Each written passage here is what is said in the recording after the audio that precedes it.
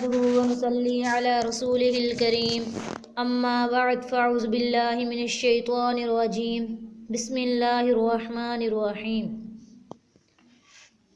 حضرت عمر بن دینار رحمہ اللہ سے منقول ہے کہ مدینہ منورہ کے ایک شخص کی مدینہ منورہ کے گرد و نواح میں ایک بہن رہتی تھی۔ وہ بیمار ہو گئی تو یہ شخص اس کی عیادت کے لیے جاتا، پھر وہ فوت ہو گئی تو اس کی تجہیز و تکفین کا بندوبست کیا اور اسے قبر کی جانب لے گیا۔ جب وہ دفنا کے اس کے گھر والوں کے پاس پہنچا تو اس نے ذکر کیا کہ اس کی ایک تھیلی تھی جسے وہ دفناتے ہوئے قبر میں بھول آیا۔ اس نے اپنے ایک ساتھی سے مدد لی، دونوں اس قبر پر پہنچے۔ قبر جب کھودی گئی، تھیلی مل گئی۔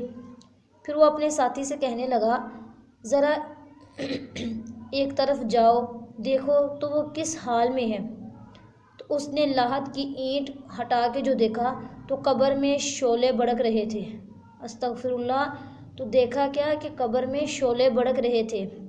وہ اس کی ماں کے پاس آیا اور پوچھنے لگا، مجھے بتائیں میری بہن کا ایسا کیا گناہ تھا؟ اس کی ماں نے بتایا کہ وہ لوگوں کے دروازوں پر کان لگا کے باتیں سنتی تھی۔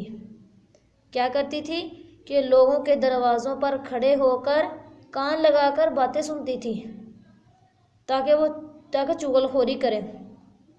بس اسے پتہ چل گیا کہ عذاب کا سبب یہی ہے، لہٰذا جو عذاب قبر سے بچنا چاہے اسے غیبت اور چغل خوری سے بچنا چاہیے۔ بہنوں، یہ جو چغلی کرنا، یہ غیبت کرنا جو ہے، یہ زیادہ تر عورتوں کے اندر پایا جاتا ہے۔ مرد، میں یہ نہیں کہتی کہ مرد نہیں کرتے، لیکن مردوں کی بنسبت عورتوں کے اندر یہ بیماری بہت زیادہ ہے۔